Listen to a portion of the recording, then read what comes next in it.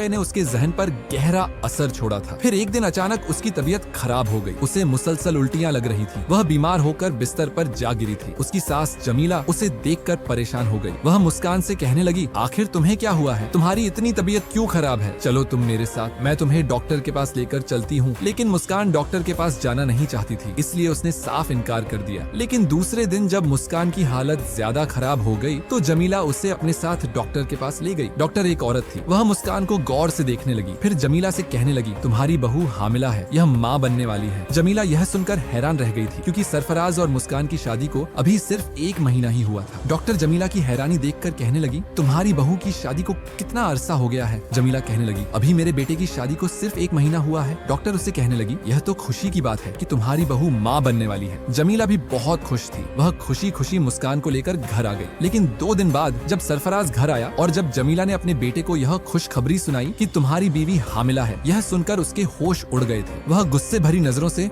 मुस्कान की तरफ देख रहा था। वह जमीला से तो कुछ नहीं कह सका, लेकिन कमरे में आते ही वह मुस्कान की तरफ नफरत से देखते हुए कहने लगा, तुमने मेरे साथ ऐसा क्यों किया? मेरा राज छुपाने का वादा किया था, लेकिन अपना मुंह कहां से काला किया है? यह बच्चा मेरा हरगिज नहीं है, क्योंकि मैं तो बाप बनने की सलाहियत से महरूम हूँ। फिर तुमने यह बच्चा कैसे पैदा कर लिया? मुस्कान दोनों हाथों में मुंह छुपाकर रोने लगी। वह सरफराज से कहने लगी, मेरा इसमें कोई कसूर नहीं, मेरी भी किसी ने जिंदगी बर्बाद कर दी थी। सरफराज उसे गुस्से से कहने लगा, फिर तुमने शादी क्यों की? यह बच्चा मेरा हरगिज नहीं है, मैं इसे कबूल नहीं करूंगा। मैं दुनिया वालों के सामने अपनी सच्चाई नहीं लाना चाहता। तुमने इसका फायदा उठाया है। तुम एक गुनहगार लड़की हो। वह मुस्कान को खूब जलील कर रहा था, उसे बातें सुना रहा था और खामोशी से घर से बाहर चला गया। पीछे मुस्कान घुटनों में मुंह छुपाकर रोए चली जा रही थी। उसे अपनी मेहंदी की वह रात याद आई जब बाबर ने उस पर जुल्म किया था और उसकी बचपन की सहेली जोया ने उसके साथ धोखा किया था। उसकी वजह से आज उसे यह सब भुगतना पड़ रहा था। अब सरफराज उससे बात भी नहीं करता था। वह जोया को एक बदकिरदार लड़की समझ रहा था, लेकिन जोया को यह गम